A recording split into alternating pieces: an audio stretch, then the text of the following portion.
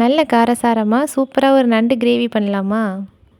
எல்லார் வீட்லேயும் எப்படி பண்ணுவாங்கங்கிறது எனக்கு தெரியல. ஆனால் எங்கள் வீட்டில் இந்த டைப்பில் தான் பண்ணுவாங்க. ரொம்பவே சூப்பராக இருக்கும்.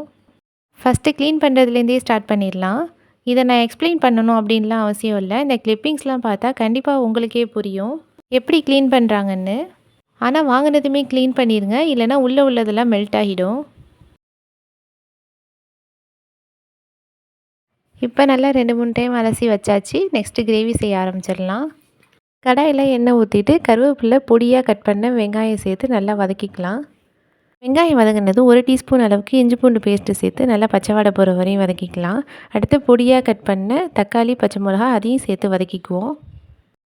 வெங்காயம் தக்காளி நல்லா வதங்கினதுக்கப்புறம் மசாலாலாம் சேர்த்துக்குவோம். கொஞ்சோண்டு மஞ்சத்தூள், 1 டீஸ்பூன் அளவுக்கு சீரகத்தூள், 1/2 டீஸ்பூன் அளவுக்கு சோம்புத்தூள், 1/2 டீஸ்பூன் அளவுக்கு மல்லித்தூள், 1/2 டீஸ்பூன் அளவுக்கு காஷ்மீரி தூள் சேர்த்து மசாலாவோட பச்சை வாடையெல்லாம் போகிற அளவுக்கு வதக்கிக்குவோம்.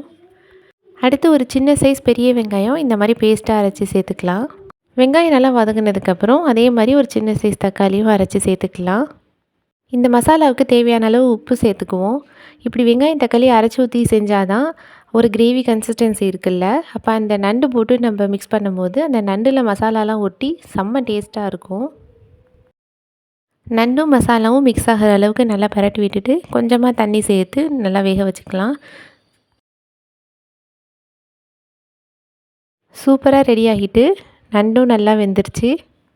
இப்போது ஃபைனல் டச்சாக தேவையான அளவு மிளகுத்தூள் சேர்த்து அதோடய கருவேப்பிலை கொத்தமல்லி சேர்த்து பரட்டி விட்டு ஸ்டவ் ஆஃப் பண்ணிட வேண்டியதுதான். இதுக்கு குழம்பு ரசம் அப்படிலாம் எதுவுமே தேவையில்லை. அதோட மசாலா போட்டு சாப்பிடும்போது அவ்வளோ சூப்பராக இருக்கும். இந்த மெத்தடில் நீங்கள் ட்ரை பண்ணது இல்லைன்னா கண்டிப்பாக ட்ரை பண்ணி பார்த்துட்டு கமெண்டில் சொல்லுங்கள். வீடியோ பிடிச்சிருந்தால் லைக் பண்ணிவிட்டு சப்ஸ்கிரைப் பண்ணிடுங்க. தேங்க்ஸ் ஃபார் வாட்சிங்.